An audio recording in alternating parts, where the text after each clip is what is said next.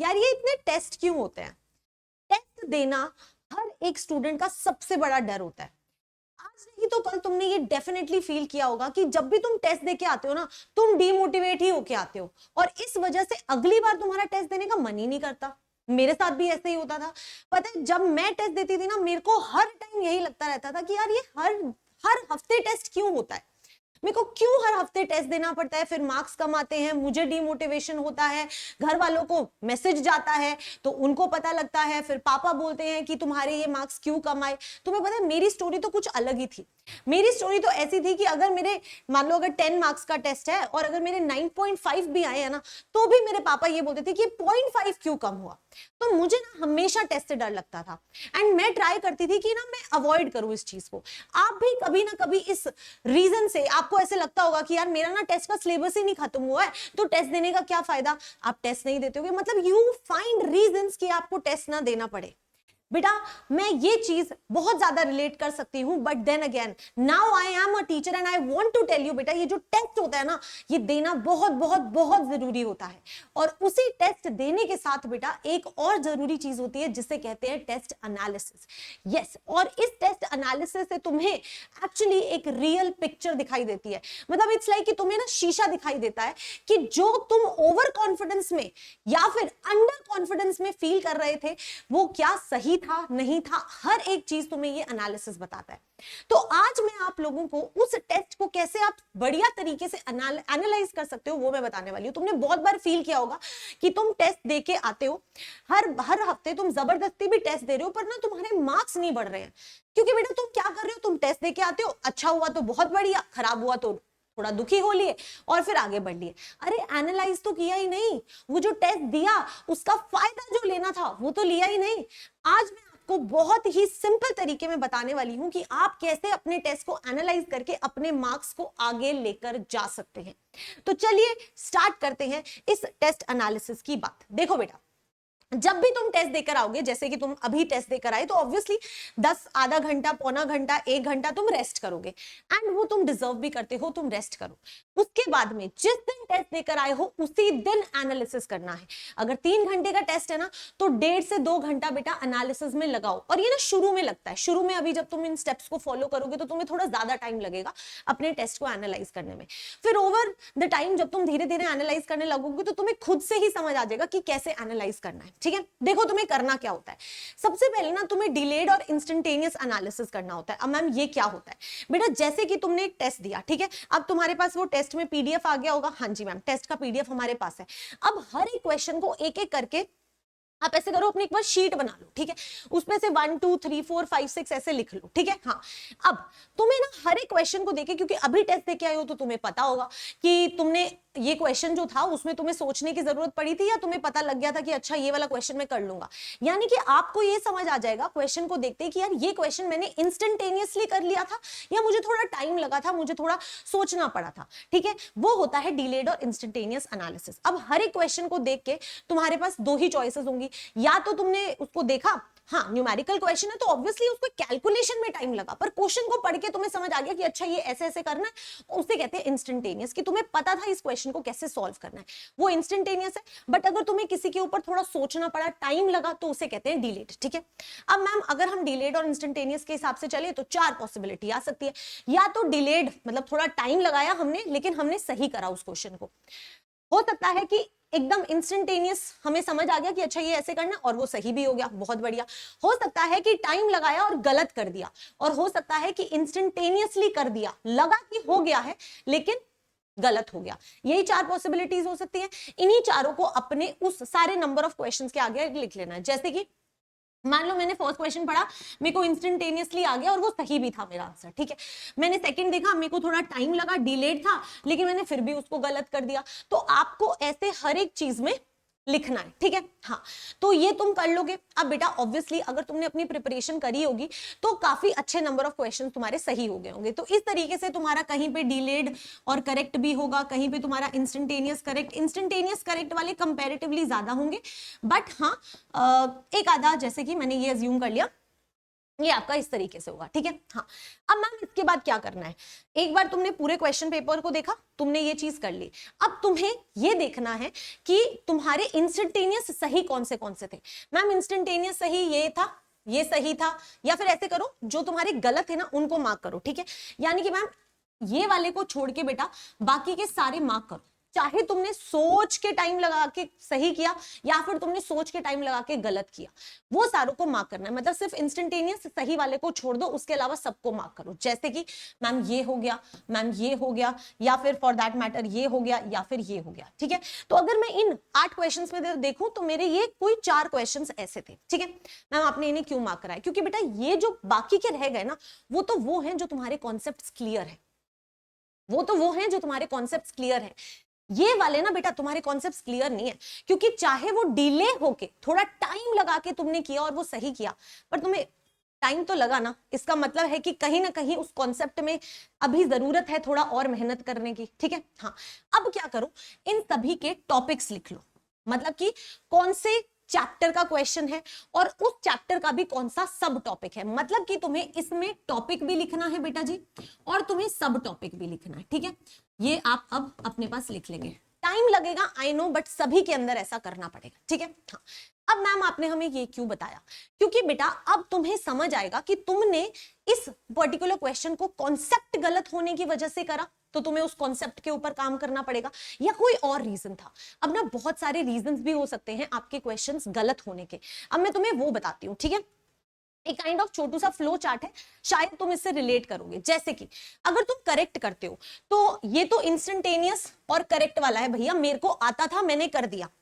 तुक्का मारना या कंफ्यूजन मार करना ना, ये वो बेटा डिलेड वाला और करेक्ट वाला होता है, ठीक है। हाँ, तो ये तुमने थोड़ा सोचा, तुम्हें लगा कि ये वाला आंसर हो सकता है, तुमने तुक्का मारा और सही हो गया, पर क्या तुम उसको छोड़ सकते हो? नहीं बेटा, तुमने तुक्का मारा ना, या तुम्हें कहीं ना कहीं कंफ्यूजन थी इसीलिए तो डिलेड हुआ। यानी कि तुम्हें उस कॉन्सेप्ट के ऊपर वर्क करना है। तो तुम सेफ सिर्फ ऊपर वाले में हो, बाकी नीचे वाले दोनों में भी तुम सेफ नहीं हो, तो तुम्हें उस टॉपिक को फिर से पढ़ना पड़ेगा। इसे कहते हैं एनालिसिस करना, ठीक है। चलो अब सोचते हैं कि मैम हमारे गलत क्यों हो रहे हैं। अब बहुत सारे स्टूडेंट्स कहते हैं मैम मेरा कॉन्सेप्ट भी क्लियर होता है, मैं तो घर पे आने के बाद में क्वेश्चन भी सही कर लेता हूं, लेकिन पेपर में गलत हो जाता है। क्यों गलत हो जाता है उसके भी बहुत सारे रीजन हो सकते हैं। हो सकता है बेटा तुम्हें ना तुक्के मारने की बहुत ज्यादा आदत हो। ये क्या होता है, ये ऐसा दिखता है कि यार अगर सही हो गया ना तो +4 मिल जाएंगे, वो -1 जो होता है ना वो हमें दिखता नहीं, पर मैं तुम्हें बता रही हूँ वो -1 बहुत खतरनाक होता है। उसे हम -1 समझते हैं, उसे हम -1 समझते हैं, वो -1 नहीं होता, वो -5 हो गया भाई, ठीक है। तो इसीलिए बेटा तुम्हें तुक्का नहीं मारना है। अगर तुम्हें नोटिस हो जाएगा, तुम ना इसी के आगे लिखोगे कि अगर तुम्हारा गलत हुआ है तो तुक्का, T फॉर तुक्का लिखो, ताकि तुम्हें पता लगे दैट अनइंटेंशनली तुम अपने बहुत सारे मार्क्स गवा रहे हो बिकॉज ऑफ दिस तुक्का। तो ये हमें मिनिमाइज करना, ये तो हमें करना ही नहीं है। कैलकुलेटेड रिस्क कैसे लेते हैं वो मैं तुम्हें बता दूंगी, पर तुक्का नहीं मारना है बेटा, ठीक है। नेक्स्ट, हो सकता है बेटा तुम सिली मिस्टेक करते हो कि मैम वो फॉल्स वाली स्टेटमेंट पूछी थी, मेरे तो ध्यान में ही नहीं गया। इसका मतलब है तुम अंडरलाइन नहीं कर रहे हो इंपॉर्टेंट वर्ड्स को, तो अगली बार जब पेपर करने जाओगे तो अंडरलाइन करोगे। वो सिली मिस्टेक्स, मैम उधर तो 50 लिखा हुआ था, यहां मैंने 40 कैलकुलेशन में लिख दिया। तो ये जो छोटी छोटी सिली मिस्टेक्स होती है ना, जिसको हम मजाक में गो थ्रू कर देते हैं, बेटा जी ये मजाक में जाने वाली चीज नहीं, ब्लंडर है। यही सबसे बड़ी प्रॉब्लम है, जिसको हम कहते थे ना, अरे ये तो मेरा सिली मिस्टेक से हो गया, वैसे तो मुझे आता था। बेटा ये सिली मिस्टेक पेपर में हो गई, तो इसीलिए आपको इन सिली मिस्टेक्स पे भी वर्क करना है। तो आपको पता लगेगा कि तुम मार्क्स क्यों लूज कर रहे हो, तुम कॉन्सेप्ट वीक होने की वजह से लूज कर रहे हो कि तुम सिली मिस्टेक्स की वजह से लूज कर रहे हो। उस चीज को भी ध्यान में रखना है आगे के टेस्ट में। नेक्स्ट बात कर सकते हैं मैम, OMR मिस्टेक हो जाती है कि हम ना OMR ही नहीं फिल कर पाते ढंग से, है ना। और मैं तुम्हें एक बहुत ही बड़ी मिस्टेक जिसकी वजह से बहुत सारे लोग अपने मार्क्स खो देते हैं, वो यही होता है, OMR मिस्टेक। इसीलिए मैं कहती हूं कि तुम्हें हर दिन बेटा तुम्हें ना टाइम बाउंड प्रैक्टिस करनी चाहिए। अगर तुम्हें DPP भी मिल रही है ना, तो तुम अपने पास बहुत सारी OMR शीट्स ना फोटोकॉपी करा के रख लो, ताकि जैसे ही तुम्हें DPP milli, let's say 20 questions की DPP है, तुम उसके आंसर्स OMR में भरो, टाइम बाउंड प्रैक्टिस करो। मैम आप ऐसा क्यों बोल रहे हो? अब तुम सोचो तुमने सारा टेस्ट किया, ठीक है, तुमने पेपर किया, अब तुम OMR फिल करने लगोगे। बेटा एक OMR में एक क्वेश्चन मिस कर दिया तुमने, ठीक है, लेकिन तुम्हें तो पता नहीं लगा ना, तुमने उसके नीचे के भी सारे आंसर गलत फिल करे होंगे फिर, तो यानी कि एक क्वेश्चन की वजह से सब चला गया। तो बेटा ये जो OMR फिलिंग वाला प्रॉब्लम है ना, इसको हमें रेक्टिफाई करना पड़ेगा। और ये हम तभी कर पाएंगे जब हम रोज OMR फिल करेंगे। जब हम रोज एक ही चीज करते हैं तो हमारा माइंड अपने आप अनकॉन्शियसली करेक्ट चीजें करने लगता है। तो ये बहुत ज्यादा इंपॉर्टेंट है। तो अगर OMR गलती कर रहे हो ना तो उसे हल्के में नहीं लेना है। नेक्स्ट, हो सकता है कि तुम्हें कंफ्यूजन की वजह से, इसका मतलब है कि तुम्हारा कॉन्सेप्ट वीक है। अगर बेटा कंफ्यूजन है तो मतलब कि जी कॉन्सेप्ट वीक है और उस कॉन्सेप्ट को अभी तुम्हें वर्क करने की जरूरत है। तुम्हें लगता है कि तुम्हें आता है पर तुम्हें वो टॉपिक नहीं आता है। तो जो कंफ्यूजन है उसको रेक्टिफाई करना है। हो सकता है कि तुम्हें ओवर कॉन्फिडेंस हो। बहुत बार होता है ये। हमें लगता है मुझे ये वाला टॉपिक बहुत अच्छे से आता है और हम ओवर कॉन्फिडेंट हो जाते हैं। हम पेपर भी ओवर कॉन्फिडेंस में देते हैं, बट देन अगेन हमें समझ आता है कि नहीं, अभी मुझे इस कॉन्सेप्ट में, इस सब टॉपिक में काम करने की जरूरत है। तो ये वो सारी चीजें हैं बेटा जो तुम्हें अपनी गलती ढूंढनी है कि तुम किस रीजन की वजह से अपने टेस्ट को गलत, अपने टेस्ट में मार्क्स लूज कर रहे हो। ठीक है, ये है अनअटेम्प्टेड वाले। And I am telling you, I am proud of the students जो अनअटेम्प्टेड छोड़ रहे हैं। मतलब ये नहीं कि मैम मेरे को आता था मैंने अनअटेम्प्ट छोड़ दिया, नहीं बेटा। अगर आपको कोई क्वेश्चन नहीं आता है, आपको तुक्का नहीं मारना है, आप उसे अनअटेम्प्टेड छोड़ दो चाहे, पर जब अनअटेम्प्टेड छोड़ोगे ना तो फिर समझो कि उस पर्टिकुलर टॉपिक में भी मेरे को शायद कंफ्यूजन था। हो सकता है वो आउट ऑफ सिलेबस हो तो ठीक है, हो सकता है कि हमने वो टॉपिक ना पढ़ा हो तो हम इसको भी पढ़ लेंगे, बट अगर कंफ्यूजन है इसका मतलब है कि हमें उस टॉपिक को पढ़ना है। तो आपको इन सभी रीजंस को भी अपने इसमें एनालाइज करना है और हर टेस्ट की एक अलग शीट बनानी है। तो आप क्या करोगे, एक नोटबुक बनाओगे which is just for your test analysis. Test 1 लिखो, अपने सारे नंबर ऑफ क्वेश्चंस लिखो, देखो कौन से टॉपिक्स में प्रॉब्लम है, कौन से क्वेश्चन सही करते हो, कौन से गलत करते हो, किस रीजन से गलत करते हो। टेस्ट 2 हुआ, टेस्ट 2 का एनालिसिस फिर से करो। मैं बता रही हूं, पहले टेस्ट के एनालिसिस में 2 घंटे लगेंगे, दूसरे टेस्ट के एनालिसिस में लेट्स से 1 घंटा 40 मिनट लगेगा, उसके अगले टेस्ट में और कम टाइम लगेगा। धीरे धीरे एनालिसिस की आदत भी पड़ेगी और सही एनालिसिस भी करोगे। और बेटा ये बहुत बहुत क्रूशियल रोल प्ले करता है, क्योंकि जब पेपर दोगे तो समझ आएगा नीट के पेपर के लिए तुम्हें तैयार कर रहा है ये। और जिस दिन अगर ऐसे एनालिसिस करके रोज टेस्ट दे के गए ना नीट के पेपर में, वो जो अजीब सी टेंशन होती है, एक अजीब सा डर होता है, एक अजीब सी रेस्टलेसनेस होती है, वो बिल्कुल खत्म हो जाएगी। मुझे कमेंट में तुम जरूर बताना कि तुम किस रीजन से अपने टेस्ट को गलत कर रहे हो। आई वांट टू नो, ताकि मैं आपको उसका सॉल्यूशन दे पाऊं। ठीक है, yes, so I want all of you to let me know. अब इसके अलावा मेरे बच्चे, डेफिनेटली तुम्हें एनालिसिस में हेल्प चाहिए होगी, तुम्हें मेंटरशिप चाहिए होगी, तुम्हें अपनी प्रिपरेशन में हेल्प चाहिए होगी, तो अनअकैडमी आपके लिए बहुत ही अमेजिंग ऑफर लेकर आया है बेटा। अगर आप नीचे दिए हुए लिंक से अभी पूरा का पूरा हमारा कोर्स जो चल रहा है, इफ यू वांट कि यार मेरे को ये कोर्स चाहिए, तो बेटा आप डेफिनेटली ज्वाइन कर सकते हैं। एंड अभी 50% ऑफ चल रहा है। अगर आप मेरा कोड यूज करके नीचे वाले लिंक से ही लोगे ना डायरेक्टली, तो आप मेरे ग्रुप में ऐड हो जाओगे। मेरी पर्सनल मेंटरशिप मिलेगी, मैं तुम्हें गाइड करूंगी कि कैसे तुम्हें पढ़ना है वगैरह वगैरह। जूम कॉल के थ्रू हमारे सेशंस होंगे। मेरे specially curated mind maps, study material, mock test, वो सब चीजें तुम्हें मिलेगी और वो तुम्हारी प्रिपरेशन को हेल्प करेगी। अब बहुत सारे ऐसे स्टूडेंट्स हैं बेटा जिनका ना बैकलॉग हो गया है और वो बहुत कंफ्यूज हैं कि कैसे हम पढ़ाई करें। तो बेटा ये अमेजिंग टीम आपको पढ़ा रही है, ये अमेजिंग टीम आपको पढ़ा रही है और ये प्रिपरेशन आपकी बहुत बेटर करेगी। पूरा ऑर्गेनाइज तरीके से एनसीईआरटी सीक्वेंस को फॉलो करते हुए आपकी क्लासेस होंगी, आपके डाउट डिस्कशंस होंगे, ठीक है, आपके रेगुलर टेस्ट होंगे, उसके एनालिसिस आप करेंगे। ये वो सारी चीजें हैं जो आपको लास्ट के 6 महीने में बहुत ज्यादा जरूरत होती है। और आपको पता है इसका प्राइस सिर्फ 2999 है। अगर सिर्फ ये बैच लेना है तुमको, तो तुम 2999 के अंदर पूरे एंड तक, नीट के पेपर तक ले सकते हो। सिर्फ 2999 देना है, ठीक है, हर महीने का नहीं है। और मुझे तो ऐसा लगता है इससे बेटर ना ये होता है कि तुम 50% वाला ले लो, क्योंकि इसके अंदर आगे जो क्रैश कोर्स आएंगे वो भी मिल जाएंगे। पीछे जो मेरे प्लस के कोर्सेज वगैरह है या बाकी टीचर्स के हैं वो भी मिल जाएगा, फास्ट ट्रैक भी मिल जाएगा, सब कुछ ही 50% ऑफ पे 4005 आई थिंक 499 के अंदर आपको सब कुछ ही मिल जाएगा। यहां पर सिर्फ 3000 में ये एक बैच मिलेगा, वहां पे 4999 में सब कुछ मिल जाएगा। तो आई फील लाइक अगर आप प्लान कर रहे हो तो you should go for this one.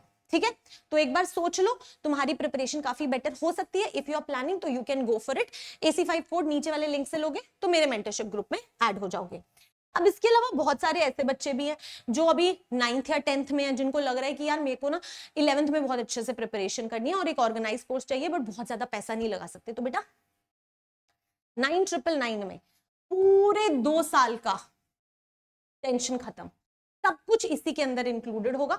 तो you can go for this as well. ठीक है, अगेन AC5 कोड या नीचे लिंक लोग से अगर बाय करोगे तो तुम्हें 9999 के अंदर ये मिल जाएगा। ठीक है, यस, तो डेफिनेटली आप इसके बारे में सोच सकते हो।